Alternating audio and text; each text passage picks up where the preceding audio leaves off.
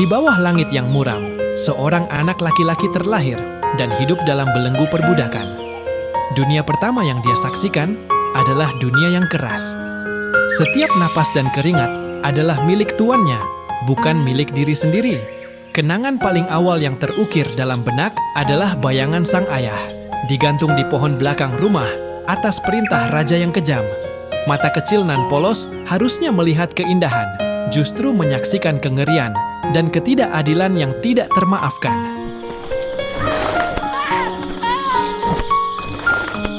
Dia tumbuh menjadi seorang pria dengan kemampuan seni pedang ikut tumbuh berkembang, bahkan melampaui siapapun yang pernah ia temui.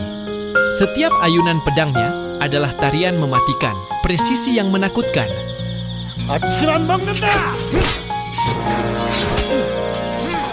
Keahliannya yang luar biasa ini tak pelak menarik perhatian. Dia ditangkap dan dianggap terlalu berbahaya, terlalu kuat, disiksa dengan brutal. Tangan yang begitu lincah memegang pedang itu ditusuk hingga tembus, sebuah upaya untuk menghancurkan kekuatan yang mengalir dalam nadinya. Rasa sakit yang dirasakan hanya menyulut api dendam dalam diri. Dari luka tubuh yang tersiksa, ia mencoba bangkit, bukan lagi sebagai budak, bukan lagi sekedar seorang prajurit. Kini dia adalah sosok bayangan kemarahan, sebuah badai yang akan menghantam siapapun yang bertanggung jawab atas penderitaan dan kehilangan yang telah ia alami. Langkahnya kini hanya memiliki satu tujuan, yaitu untuk balas dendam.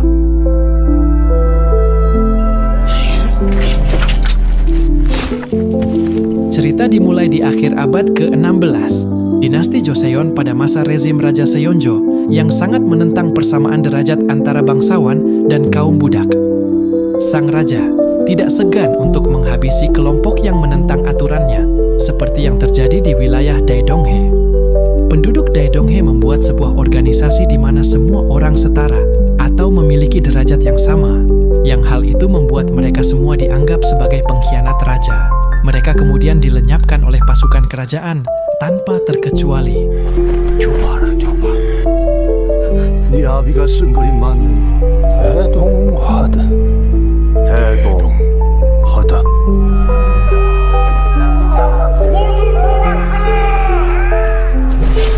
Di sisi lain, ada seorang anak bernama Cheon-yong yang dipaksa menjadi seorang budak karena ibunya juga adalah mantan budak dari Wakil Menteri Pertahanan Joseon. Dengan berat hati, orang tua Seon yang terpaksa harus menyerahkan anaknya itu untuk menjadi salah satu budak dari keluarga Wakil Menteri Pertahanan, di mana mereka adalah keluarga militer terbaik Joseon yang selalu lulus ujian di tiap generasi. Di sana, ada 100 budak lebih yang dipekerjakan dengan tugas yang berbeda-beda. Seperti diantaranya cleaning service, tukang masak, ART, bagian tukang cuci baju, sampai tukang pijat pribadi. Di antara semua itu, tugas Seon-yong adalah menjadi seorang pemeran pengganti untuk menerima hukuman pukul menggantikan tuannya, yaitu Yi Jong-ryo, apabila melakukan kesalahan saat berlatih pedang. Yi Jong-ryo adalah putra tunggal Wakil Menteri Pertahanan yang akan menjadi calon jenderal selanjutnya. Pekerjaan Seon itu tentu sangatlah berat. Pemeran pengganti Yi Jong-ryo sebelum Cheon-yong pun sampai meregang nyawa. Melihat itu, tentunya Seon-yong juga tak bersedia.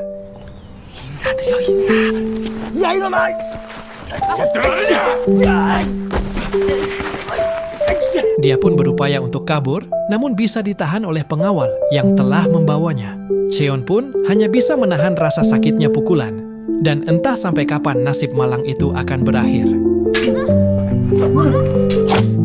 Di malam harinya, anak yang sebelumnya meregang nyawa kini telah meninggal.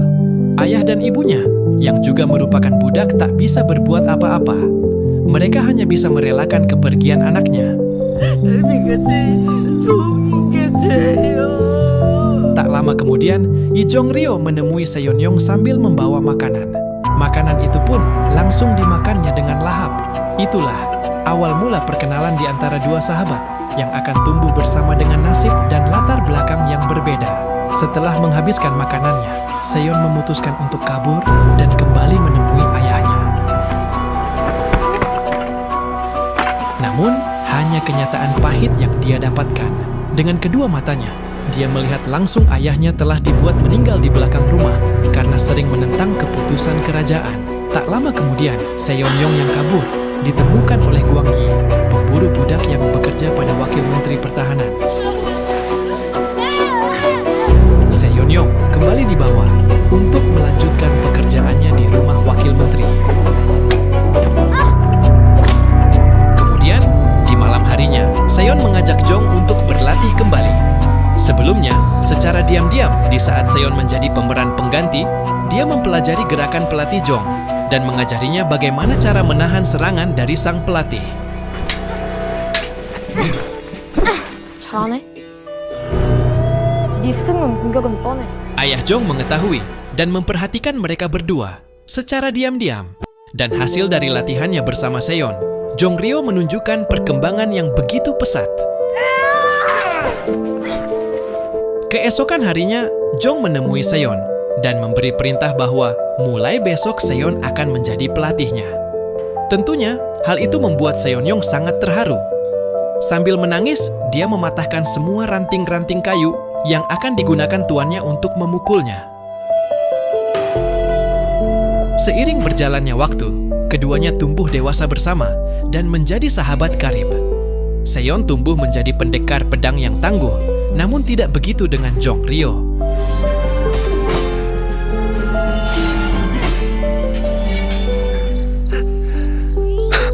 Kemudian, tibalah saatnya di mana tuan muda Jong Ryo harus mengikuti ujian masuk militer. Akan tetapi, setiap kali mengikuti ujian, Jong selalu saja gagal dan menjadi bulan-bulanan dari sang ayah. Melihat kondisi itu, Seon memohon kepada tuannya untuk menjadi joki atau peran pengganti menggantikan Jong Ryo. Dia berjanji akan menjadi juara pertama, namun sebagai imbalannya, dia meminta dibebaskan sebagai budak. 도련님 대신 과장에 넣어주십시오. Ayah Jong pun setuju dengan usulan Seon. Saat ujian militer dibuka kembali, Cheon pun menghentikan Jong. Dan hasilnya sangatlah memuaskan. Seon pun diberi hadiah sebuah pedang yang bertuliskan nama Jong Ryo dan sebuah jubah berwarna biru sebagai lambang kekuatan. Seon pun lalu bersiap untuk pergi. Setelah itu, Jong Ryo pun menagih janji kepada ayahnya untuk membebaskan Seon. Namun nyatanya, sang ayah malah ingkar janji yang membuat mereka berdebat. 쥐하자마자 첫임직이 소원한 것과 어울리더니 Ayah Jong lalu menampar wajah Jong karena Jong berani sama orang tua. Di saat Seon akan pergi, ayah Jong memerintahkan kembali Gwang Yi untuk menangkapnya. Kemudian, Jong Ryo menemui Seon yang tengah sembunyi dari kejaran Gwang Yi. Di saat itu, Seon marah kepada Jong karena dia tidak membawa surat pembebasan budaknya. Sambil memberikan pedang miliknya, Jong menangis di hadapan Seon yang kemudian meminta Seon agar pergi sejauh mungkin. Jong berpesan agar Seon tidak sampai tertangkap oleh Gwang Yi. Sikap Jong itu pun membuat Seon akhirnya tahu bahwa sahabatnya itu sangat telah tulus membantunya. Namun dia gagal untuk membujuk ayahnya yang telah berjanji memberi kebebasan kepada Seon.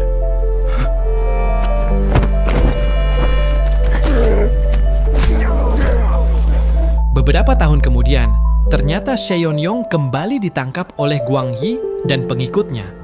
Dan jika terus melawan, Seonnyong diancam akan dieksekusi dan kepalanya akan digantung di alun-alun seperti para pengkhianat yang lain. Tak lama kemudian, datanglah salah satu komandan tentara karena melihat ada kegaduhan di sana. Spontan semua orang memberi hormat kepadanya. Gwang Yi lalu menjelaskan mengapa kegaduhan itu terjadi. Karena dia sedang menangkap budak yang ingin melarikan diri. Gwang Yi juga melemparkan fitnah jika Seonnyong telah mencuri pedang milik tuannya. Setelah melihat pedang itu, komandan tentara pun percaya kepada Gwang Yi karena dalam pedang itu tertulis nama Yi Jong Ryo, juara ujian militer. Seonnyong pun akhirnya dibawa kembali menemui keluarga militer tuannya dahulu. Dengan perasaan yang sangat kesal, Seon menceritakan bahwa perlakuan kepadanya sangat tidak sesuai dengan jasa yang dia berikan selama ini. Sontak, ayahnya Jong Ryo lalu menusukkan pedang karena takut jika si Seon akan membocorkan mengenai joki saat ujian, di mana hal itu akan menimbulkan aib pada nama besar keluarganya. Namun Seon tak ada rasa takut sedikit pun. Dia malah menggigit ujung pedang dan meminta untuk segera dieksekusi.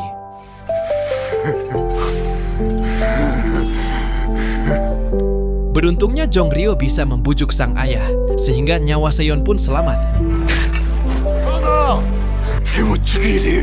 Kemudian, sebelum dihukum, Seon-yong berjanji pada dirinya sendiri di hadapan Jongrio bahwa dia akan menghabisi seluruh anggota keluarganya Jong dan akan membakar mereka semua hidup-hidup.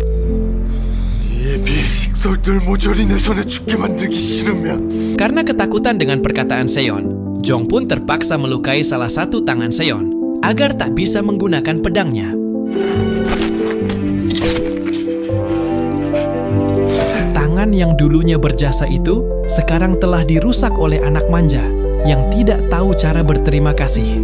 Anjing banget tuh orang. Tidak ada bedanya dengan seonggok daging busuk di tumpukan sampah.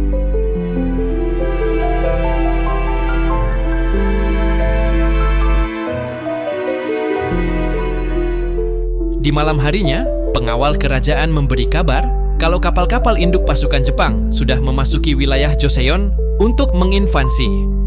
Raja Seonjo yang lemah dan egois lalu memilih untuk meninggalkan ibu kota dan pergi ke utara untuk mendirikan istana baru.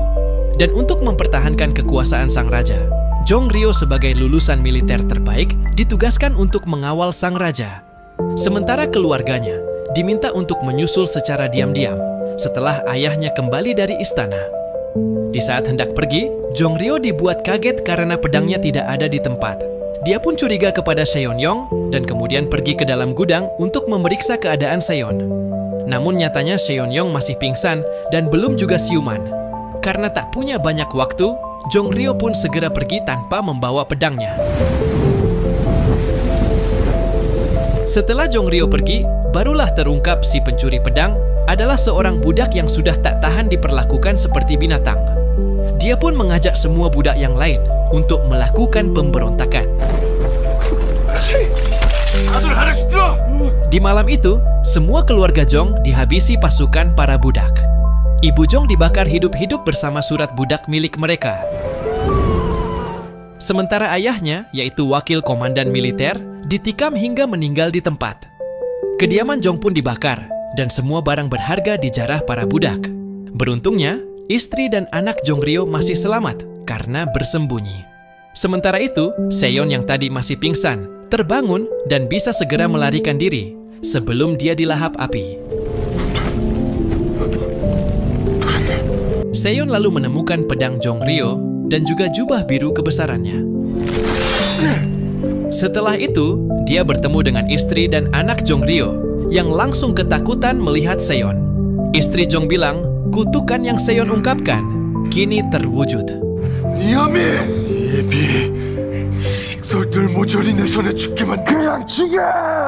Tapi meskipun begitu, Seon mau menolong istri Jongrio. Namun ternyata, istri Jongrio malah masuk ke dalam kobaran api sambil menggendong anaknya. Kemudian, Gwangi tiba di tempat kediaman tuannya. Dia melihat Seon pergi dengan menggunakan kuda yang telah dia curi. Hal itu membuat Gwangi berpikir jika ini semua adalah perbuatan Seon.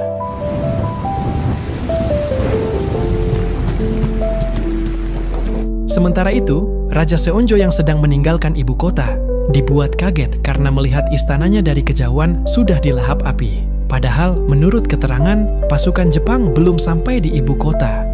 Kemudian, komandan tentara mendapat kabar kalau memang pelakunya memang bukan dari pihak Jepang, melainkan rakyatnya sendiri yang sudah memberontak. Hal itu dilakukan sebagai bentuk kekecewaan kepada sang raja yang telah meninggalkan rakyatnya.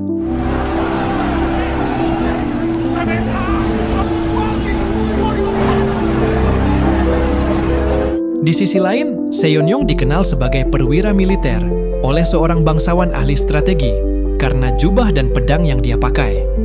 Kemudian, dia diajak pergi ke pusat persenjataan untuk merekrut rakyat Joseon dalam melawan penjajah.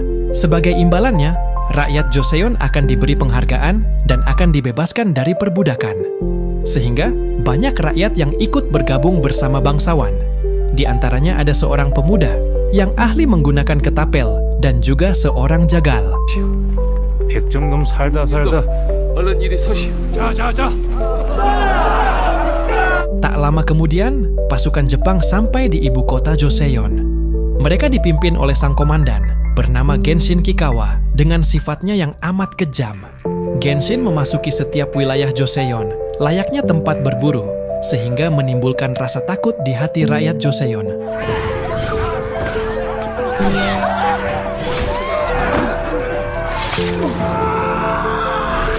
Kemudian, salah satu dukun wanita yang dia tangkap mengutuk Genshin dengan mengatakan dia akan koid dengan menusukkan pedangnya tepat di lehernya sendiri sebelum akhirnya sang dukun dieksekusi. Sementara itu, Raja Seonjo dan para pengawalnya sudah sampai di perbatasan. Mereka sedang mempersiapkan perahu dan hendak pergi dengan menyeberangi sungai. Kemudian, tiba-tiba rakyat Joseon melakukan pemberontakan. Mereka menyerang sang raja yang berniat kabur dan meninggalkan rakyatnya yang tengah menderita atas penjajahan yang dilakukan Jepang. Bentrokan pun akhirnya tak dapat dihindarkan. Jongryeo yang berada di pihak raja terpaksa harus menghabisi rakyat Joseon yang berupaya menyerang raja. Tak lama kemudian, Guang Yi tiba di sana. Dia sengaja menyusul Jongryeo untuk memberi informasi bahwa para budak telah membakar rumahnya dan semua keluarganya tak ada yang selamat. Selain itu, dia juga melihat Seon pergi menggunakan kuda curian dengan mengenakan jubah birunya. Mendengar hal itu, Jongryeo pun berubah sikap menjadi pembunuh berdarah dingin yang mengamuk sejadi-jadinya, menghabisi rakyat Joseon yang tak bersalah.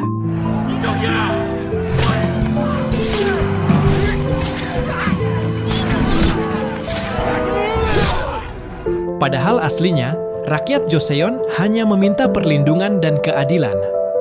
Mereka juga ingin selamat dari invasi Jepang dengan ikut serta menaiki perahu.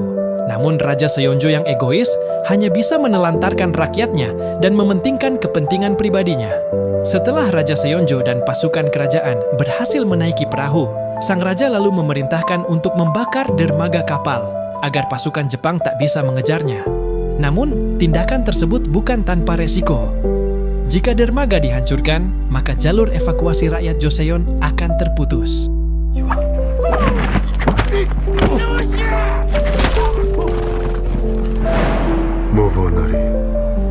Di lain sisi, Seonryong berjuang demi membela tanah airnya. Ia dan pasukan Joseon yang dibentuknya bersatu padu untuk melawan penjajah. 장전하는 틈을 노린다.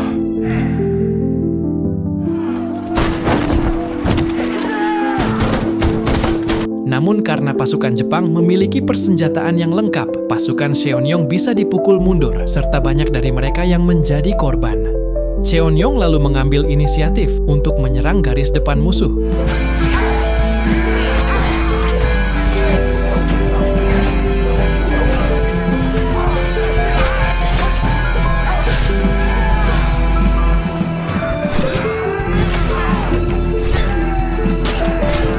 Dengan kemampuan pedangnya, Seon mampu menembus pertahanan pasukan Jepang hingga bertatapan langsung dengan komandan tertinggi mereka, yaitu Genshin Kikawa. Mereka berdua pun akhirnya melakukan pertarungan yang mendebarkan. 내 신분은 개고.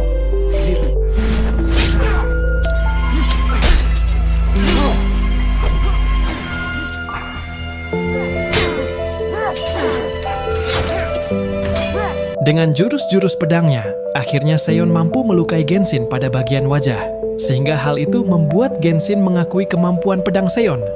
Namun sayangnya, Seonryong sangat kelelahan. Si komandan Jepang itu pun kembali menyerang Seon hingga membuat pedangnya melayang. Seon lalu mengejar pedangnya yang jatuh ke jurang, namun sesaat sebelum terjatuh, Seon berhasil menebas Genshin hingga memotong tanduk baju zirah kehormatannya. Singkat cerita, 7 tahun telah berlalu sejak perperangan melawan Jepang dimulai. Penjajah Jepang pun sudah menyerah berkat kegigihan dan perjuangan rakyat Joseon. Namun, meskipun begitu, dampak dari peperangan terasa begitu menyakitkan. Ibu kota Joseon menjadi seperti kota mati yang ditinggalkan rakyatnya. Mereka yang tersisa di sana hidup menderita, bahkan di antaranya ada yang memakan tubuh tetangganya yang sudah meninggal demi bertahan hidup. 시체다 시체 다리 하나만 떼주고 가시오. Di sisi lain, Cheonyong tinggal di kampung milisi Suncheon bersama dengan penduduk Joseon yang berjuang bersama dengannya. Di antaranya ada yang namanya Byum-dong, seorang ibu-ibu pejuang yang bersenjatakan sebuah tongkat. Satu lagi, ada seorang jenderal yang berpihak dan berjuang bersama dengan rakyat Joseon yang bernama Jenderal Kim Jae-ryong. Karena perang telah berakhir, beberapa warga yang berada di sana memutuskan untuk pulang kampung halaman dan sebagian lagi masih di sana. Beberapa waktu kemudian, bangsawan ahli strategi datang memberi kabar jika tentara Jepang yang masih tersisa kini menyamar menjadi warga lokal. Mereka sedang mencari kesempatan untuk kembali pulang ke kampung halamannya. Di malam harinya, Byum-dong menagih janji kepada sang jenderal tentang penghargaan bagi rakyat yang berperang untuk bebas dari perbudakan. Sang jenderal memang sudah mempunyai rencana untuk segera menemui Raja Seonjo untuk mendiskusikan tentang hal itu. Di sisi lain, Raja Seonjo yang sudah kembali ke ibu kota malah mementingkan ambisi egoisnya, yaitu rekonstruksi istana, dibandingkan dengan memperhatikan rakyatnya. Salah satu penasihatnya sudah mengingatkan tentang kondisi rakyatnya saat ini. Dengan kondisi kelaparan, mereka tidak akan bisa membangun istana. Penasihat juga menyarankan membangun lembaga pahlawan negara untuk menghargai jasa-jasa rakyatnya dan membebaskan budak yang telah berjuang. Namun, jawaban raja itu tentu saja sangat berlawanan arah dari permintaan si penasehat. 설치하거라. 누가 설치하지 말랬느냐? 와나 경복궁 재건 역시 미룰 일이 아니니. Di keesokan harinya, pasukan tentara Jepang yang hendak kabur dari Korea berhasil ditemukan berkat informasi dari bangsawan ahli strategi. Tanpa pikir panjang, mereka pun akhirnya berperang.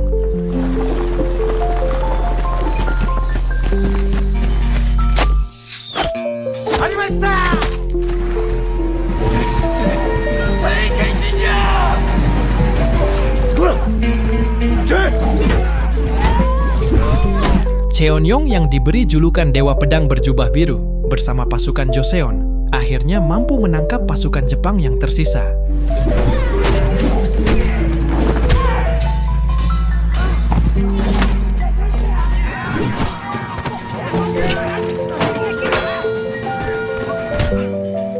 Cheonyong juga kembali bisa bereuni, menegangkan dengan Komandan Genshin Kikawa setelah 7 tahun tak bertemu. Mereka kembali beradu pedang untuk menentukan siapa yang terkuat.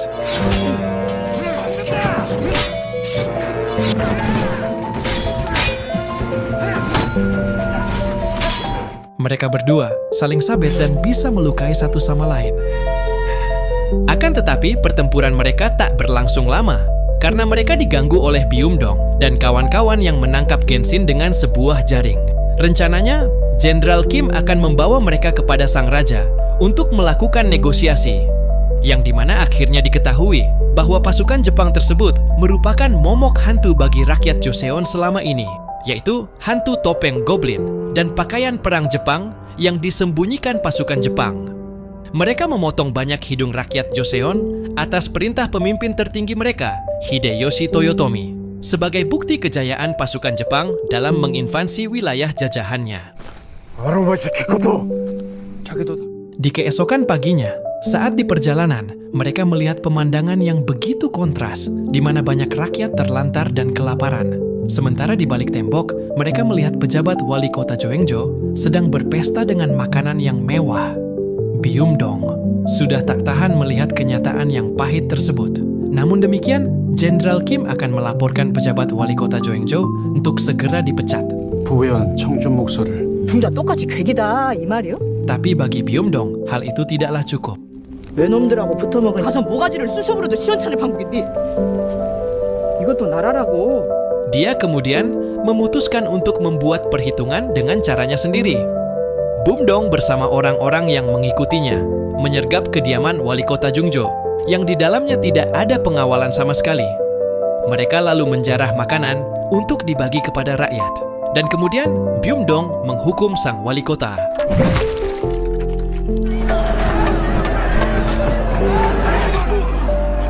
Keesokan harinya, kedatangan Jenderal Kim dan rombongannya di ibu kota disambut dengan penuh sukacita oleh rakyat Joseon. Sementara itu, Jong Ryo yang saat itu sedang bersama sang raja, melihat dari kejauhan kedatangan Jenderal Kim bersama dengan Cheon Yong, yaitu orang yang dia yakini telah membantai keluarganya. Sehingga dia pun menghasut sang raja dengan hal negatif tentang mereka. Ditambah lagi, seorang utusan membawa surat yang memberitahukan bahwa wali kota Joengjo telah meninggal, yang mana pelakunya adalah pengikut Jenderal Kim.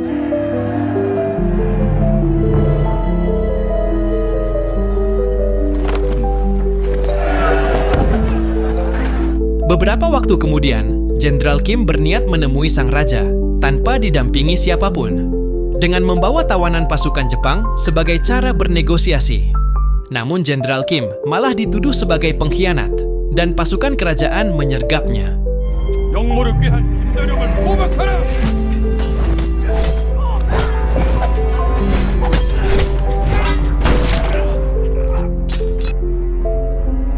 Begitu pula dengan Cheon Yong dan para pejuang yang lain, mereka dikepung pasukan kerajaan dari berbagai sisi.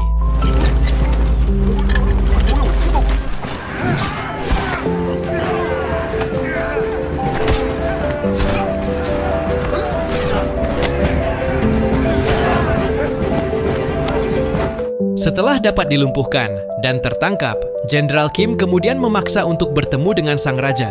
Namun, nasib buruk malah berpihak kepada Jenderal Kim. 궁과 함께 불타 무너졌소이까! 끌 방도가 없으니 입을 다물었소. 불이 나. Di sisi lain, teman-teman Cheon Yong banyak yang meninggal dan tertangkap karena kekurangan pasukan. Untungnya, Cheon Yong bisa kabur dari tempat itu.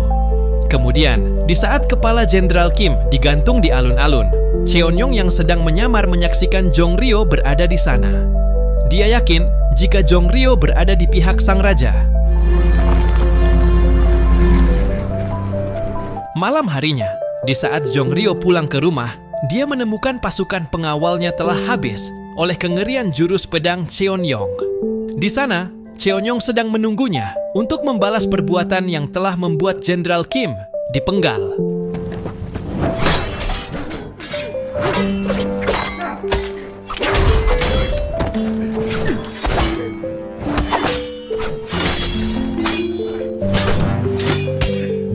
Kedua sahabat itu kini menjadi musuh di ajang balas dendam.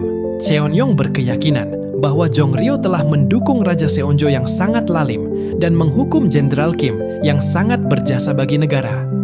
Sedangkan Jong Ryo menyimpan dendam kepada Cheon Yong yang berkeyakinan dia telah menghabisi semua keluarganya. Cheon Yong berhasil menusuk tangan kiri Jong Ryo seperti apa yang telah dilakukan kepadanya dahulu. Namun, di saat akan dihabisi, Guang Yi tiba untuk membantu tuannya. Tak banyak kata, Cheon Yong langsung membabat tangan Guang Yi, lalu menghabisinya.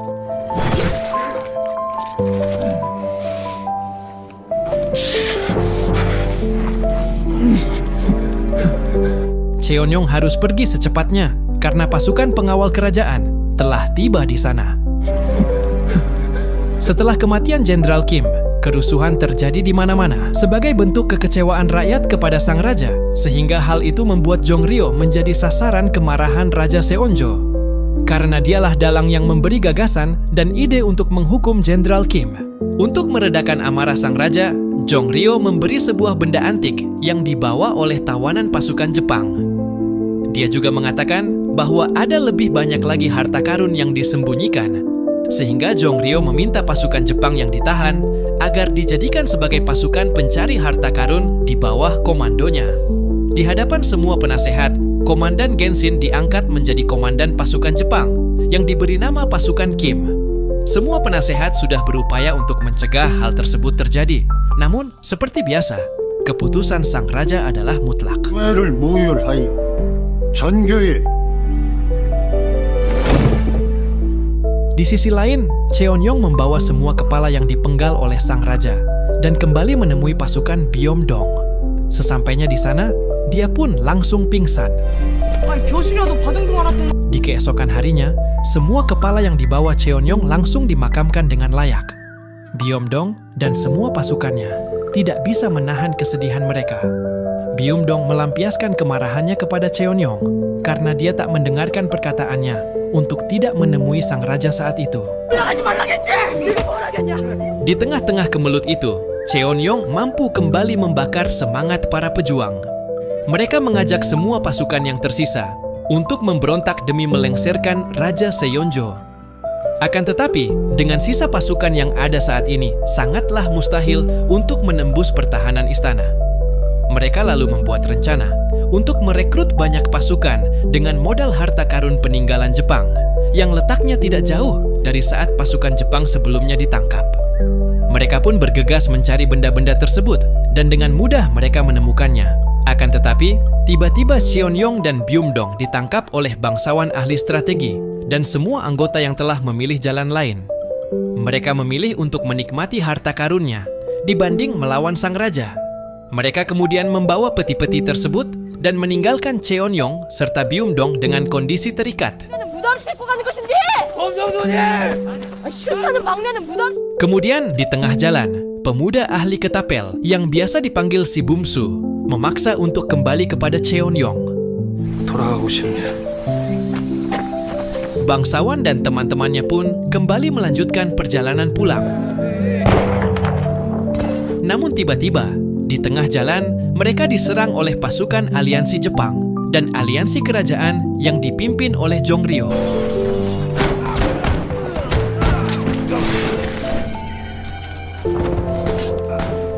Dari kejauhan si Bumsu melihat mereka dan segera berlari menemui Cheon-yong dan Byum-dong. Dia pun menceritakan semuanya kepada mereka berdua. Jongryeo dan pasukannya membawa semua peti harta karun itu ke tepian pantai untuk dibawa oleh kapal kerajaan.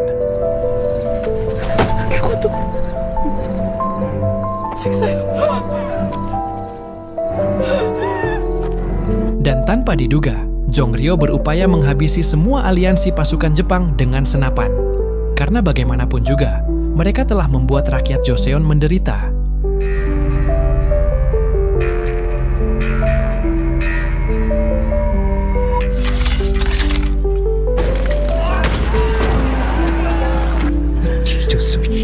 Namun ternyata, senapan-senapan itu malah menjadi senjata makan tuan karena pasukan Jepang sebelumnya telah membuat senapan tersebut tersumbat.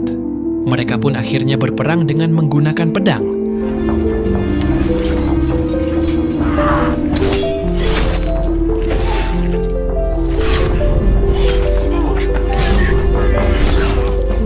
Komandan Genshin Kikawa kembali mengenakan pakaian perangnya yang disimpan di dalam salah satu peti harta karun.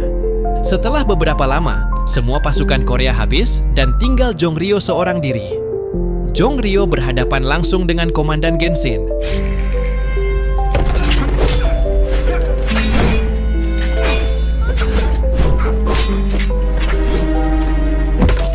Sementara dari balik kabut, muncullah Cheon-yong yang menyerang mereka dan menjadikan aksi pedang-pedangan itu sebagai battle royale. Dengan ganas, mereka saling serang satu sama lain. Sementara itu, sisa-sisa pasukan Jepang yang ada dihabisi semua oleh Byum-dong dan si Bumsu.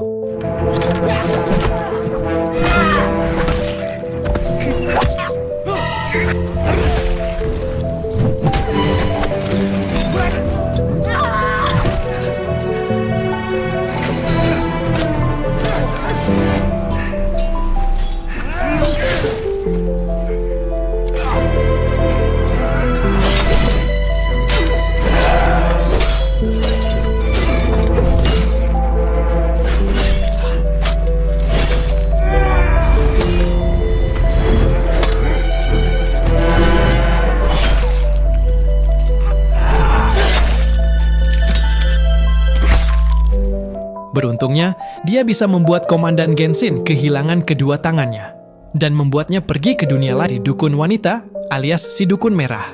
Dan film pun berakhir.